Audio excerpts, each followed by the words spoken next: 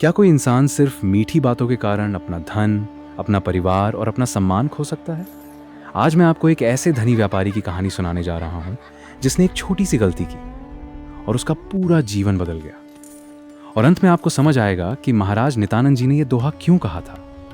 प्राचीन भारत के एक समृद्ध नगर में राघव नाम का एक प्रसिद्ध व्यापारी रहता था। उसके पास अथाह धन, बड़ा व्यापार और सुखी परिवार था। लेकिन धीरे धीरे उसके मन में धन का घमंड आ गया। एक दिन व्यापार के सिलसिले में उसकी मुलाकात नगर की एक प्रसिद्ध वेश्वा से हुई। वो केवल सुंदर ही नहीं थी, बल्कि उसकी मीठी वाणी लोगों को पल भर में अपना बना लेती थी। वेश्वा मुस्कुराकर बोली, राघव जी, आप जैसे उदार और समझदार व्यक्ति मैंने आज तक नहीं देखे। इन शब्दों ने राघव के मन पर ऐसा जादू किया कि वो रोज उसके पास जाने लगा। हर मुलाकात में वेश्वा उसकी और भी प्रशंसा करती और राघव खुशी खुशी उसे सोने के आभूषण, हीरे, मोती और अशर्फियां भेंट करता रहा। घर पर उसकी पत्नी बार बार समझाती, स्वामी, अब बस कीजिए, हमारा सब कुछ खत्म हो जाएगा। तुम नहीं समझोगी, वो मुझसे सच्चा स्नेह करती है। समय बीतता गया। देखते ही देखते राघव ने अपना अधिकांश धन गंवा दिया। व्यापार भी डूबने लगा। एक दिन जब उसके पास देने के लिए कुछ भी नहीं बचा तो वो उसी वेश्वा के पास पहुंचा।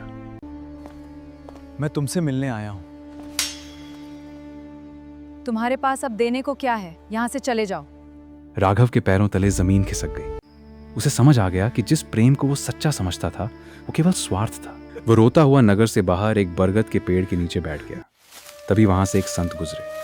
उन्होंने राघव की व्यथा सुनी और मुस्कुराकर कहा, बेटा सुनो, महाराज नित्यानंद जी का ये अमूल्य दोहा। माया बैठी फंद ले, वेसवा केरा विश्वास। मिष्ठ बोल सर्वस्व हरे, करे जीव का नाश।